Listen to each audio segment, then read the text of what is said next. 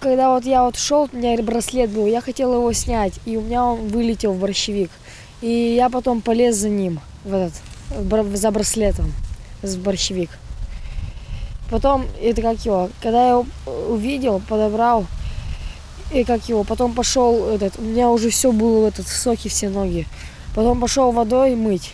Этот 15-летний воспитанник интерната получил ожоги ног в середине июля. Но не во время трудового десанта по рубке борщевика, как сообщали некоторые СМИ, а в результате собственной неосторожности. Хотел сократить путь до местного дома культуры по тропинке, заросшей борщевиком. Второй пострадавший, 17-летний юноша, травмы ног получил, когда гулял в центре Пажги и подскользнулся на обочине дороги, заросшей лопухами ядовитого растения. С тех пор оба пострадавших ежедневно ходят на осмотр и обработку ран в медкабинет. У нас обращение было 5 детей, у 3 было в совсем легкой степени, у них уже выздоровление, и 2 на периоде заживления. То есть один мальчик подольше идет заживление, потому что он имеет сопутствующее свое заболевание, аллергический дерматит, поэтому коррекция лечения всегда идет, и чуть подольше будет выздоровление. А так, в основном, уже все дети здоровы.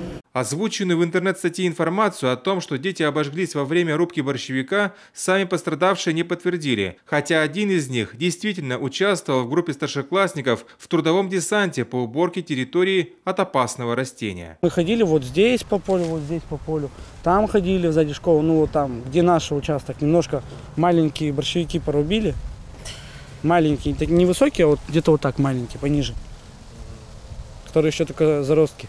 Только начинаем. Да. Мы их порубили немножко, подкопали некоторые. Ожоги были после этого? Ну, после этого не было, потому что тогда погода была плохая на целую неделю, и он не вышел, не действовал. Из-за солнца больше всего действует. По словам руководства интерната, обязанность по уборке борщевика, как, впрочем, и кошению газона, полностью лежит на дворнике. Факт трудового десанта воспитанников по порубке ядовитого растения здесь не отрицают. Говорят, дети работали добровольно, без принуждения, как на других посильных сельхозработах, по ухаживанию за цветниками и грядками с зеленью. Инструктор по труду попросила оказать такую помощь вот этим ребятам, с которыми мы как раз разговаривали, да, ну и все обстоятельства вокруг вы уже знаете. Никаких травм, ожогов или чего-либо при этом получено не было, и обращения к медикам по поводу ожогов, они были гораздо позднее. Республиканская прокуратура, которая начала свою проверку сразу после публикации в СМИ, выезжала на место и опросила детей, также пришла к выводу, что дети обожглись по своей неосторожности в разное время и при разных ситуациях. Правоохранители нашли и явное нарушение при привлечении детей к общественно полезному труду. Законодателем установлен запрет четкий на привлечение работ, которые представляют опасность. Так вот, борщевик, он является токсическим веществом, в нем содержится. Соответственно, это представляет определенную опасность для здоровья любого человека, не то что несовершеннолетнего, а даже взрослого. То есть определенная техника безопасности, да, должны быть умения и навыки. Поэтому однозначно к таким видам работ, даже если это общественно полезный труд, несовершеннолетних привлекать нельзя.